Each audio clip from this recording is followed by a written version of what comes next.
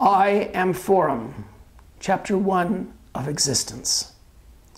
The universe had two great halves. A hemisphere of glittering stars surrounded Gerald on the right. Blue-brown Earth took up the other side, home. After this job was done, cleaning the mess left by another generation. Like a fetus in its sack, Gerald floated in a crystal shell, perched at the end of a long boom, some distance from the space station Endurance. Buffered from its throbbing pulse, this bubble was more space than station. Here he could focus on signals coming from a satellite hundreds of kilometers away. A long, narrow ribbon satellite, a ribbon of whirling fiber far overhead. His bola, his lariat, his tool in an ongoing chore. The bola is my arm, the grabber is my hand, magnetic is the lever that I turn, a planet is my fulcrum. Most days that little chant helped Gerald to focus on his job, that of a glorified garbage man. There are still people who envy me, he thought, millions down in that film of sea and sky and cloud and shore.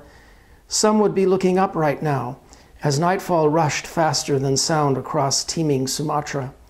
Twilight was the best time to glimpse this big old station. It made him feel connected with humanity every time Endurance crossed the Terminator, whether dawn or dusk, knowing that a few people still looked up. Focus, Gerald, he thought, on the job. Reaching out, extending his right arm fully along the line of his body, he tried again to adjust tension in that far-off whirling cable 2,000 kilometers overhead, as if it were a languid extension of his own self. And the cable replied. Feedback signals pulsed along Gerald's neural sense suit, but they felt wrong. My fault, Gerald realized. The orders he sent to the slender satellite were too rapid, too impatient. Nearby, little Hachi complained with a screech. The other occupant of this inflated chamber wasn't happy. All right, Gerald grimaced at the little figure, wearing its own neurosense outfit. Don't get your tail in a knot. I'll fix it. Sometimes a monkey has more sense than a man. Especially a man who looks so raggedy, Gerald thought. A chance glimpse of his reflection revealed how stained his elastic garment had become from spilled drinks and maintenance fluids. His grizzled cheeks looked gaunt, infested, even haunted by bushy, unkempt eyebrows. If I go home to Houston like this, the family won't even let me in our house, though with all my accumulated flight pay. Come on, focus. Grimly, Gerald clicked down twice on his lower left molar and 3 times on the right. His suit responded with another jolt of slow juice through a vein in his thigh. Coolness, a lassitude that should help clear thinking, spread through his body, and time seemed to crawl. Feedback signals from the distant bola now had time to catch up. He felt more a part of the 30-kilometer strand as it whirled ponderously in a higher orbit. Pulsing electric currents that throbbed up there were translated into a faint tingle down here, running from Gerald's wrist along his arm and shoulder, slanting across his back and then down to his big left toe, where they seemed to dig for leverage. He pushed. The faraway cable satellite responded, applying force against the planet's magnetic field. Teleoperation. In an era of ever-sophisticated artificial intelligence, some tasks still needed an old-fashioned human pilot, even one who floated in a bubble far below the real action. Let's increase the current a bit to notch down our rate of turn. A tingle in his toe represented several hundred amps of electricity spewing from one end of the whirling tether, increasing magnetic drag. The great cable far overhead rotated across the stars a bit slower. Hachi, linked in nearby, hooted querulously from his own web of support fibers. This was better, though the Capuchin still needed convincing. Cut me some slack, Gerald grumbled. I know what I'm doing. The computer's dynamical model agreed with Hachi, though. It still forecast no easy grab when the tether's tip reached its brief rendezvous with whatever piece of space junk lay in Gerald's sights. Another tooth-tap command, and night closed in around him more completely, simulating what he would see if he were up there, hundreds of clicks higher, at the tether's speeding tip, where stars glittered more clearly. From that greater altitude, Earth seemed a much smaller disk, filling just a quarter of the sky. Now everything he heard or felt or saw came from the robotic cable, his lasso, a vine to swing upon, suspended from some distant constellation. Once an ape, always an ape. The tether became Gerald's body, an electric tingle along his spine. A sleeting breeze was the Van Allen radiation wind, caught in magnetic belts that made a lethal sizzle of the middle orbit heights, from 900 kilometers all the way up to 30,000 or so. The Bermuda Triangle of outer space. No mere human could survive that realm for more than an hour. The Apollo astronauts accumulated half of all their allotted radiation dosage during a few minutes sprinting across that belt, toward the relative calm and safety of the moon. Expensive communication satellites suffered more damage just passing through those middle altitudes than they would in a decade higher up in placid geosynchronous orbit. Ever since that brief time of bold lunar missions and the even briefer Zhang He era, no astronaut had ventured beyond the radiation belt. Instead, they hunkered in safety just above the atmosphere, while robots explored the solar system. This made Gerald the far-out guy. With his bola for an arm and the grabber for a hand, he reached beyond, just a bit into the maelstrom. No one else got quite that high. Trawling for garbage. "All right," he murmured. "Where are you?" Radar had the target pinpointed, just about as well as machines could manage amid a crackling fog of charged particles. Position and trajectory kept jittering, evading a fix with slipperiness that seemed almost alive.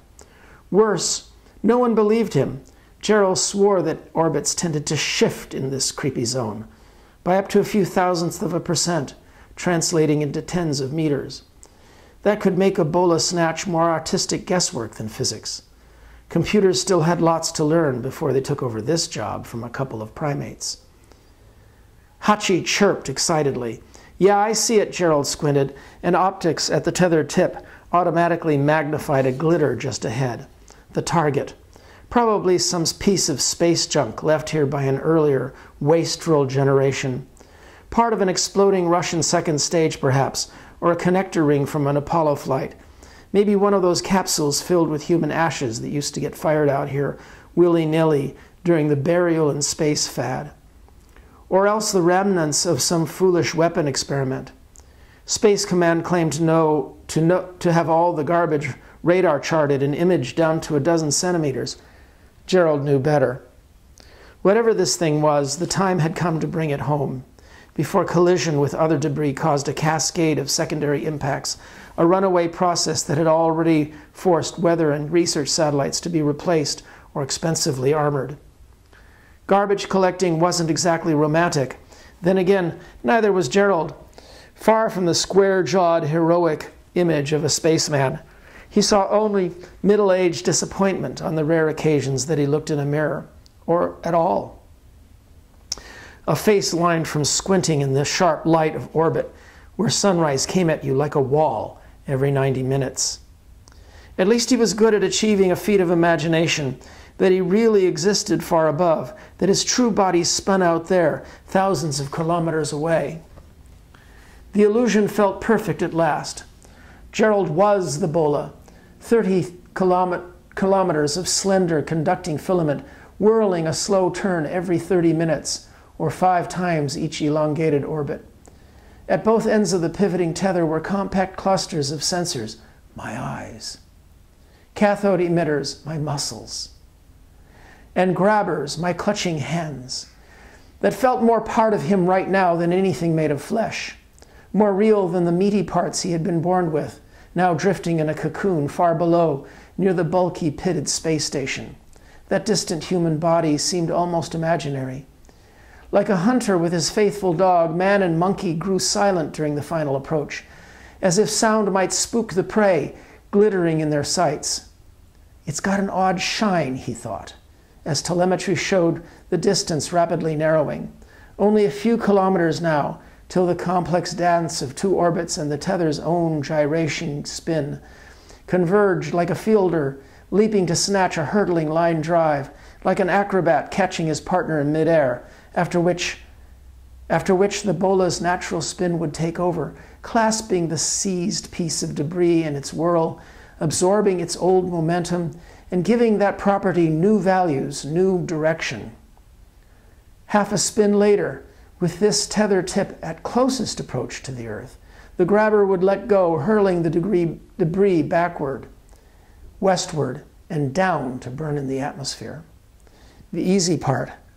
By then, Gerald would be sipping coffee in the station's shielded crew lounge. Only now,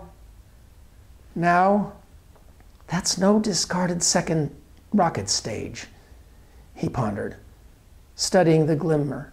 It's not a cargo fairing or shielded fuel tank or urine icicle dumped by a manned mission. By now, Gerald knew how all kinds of normal junk reflected sunlight, from archaic launch vehicles and satellites to lost gloves and tools, each playing peekaboo tricks of shadow. But this thing, even the colors weren't right. Too blue, too many kinds of blue, and light levels remained so steady as if the thing had no facets or flat surfaces. Hachi's questioning hoot was low and worried. How can you make a firm grab without knowing where the edges are? As relative velocity ebbed toward zero, Gerald made adjustments by spewing electrons from cathode emitters at either cable end, creating torque against the planetary field, a trick for maneuvering without rockets or fuel, ideal for a slow, patient job that had to be done on the cheap. Now Hachi earned his keep. The little monkey stretched himself like a strand of spaghetti, smoothly taking over the final corrections, his instincts honed by a million generations of swinging from jungle branches, while Gerald focused on the grab itself. There would be no second chances.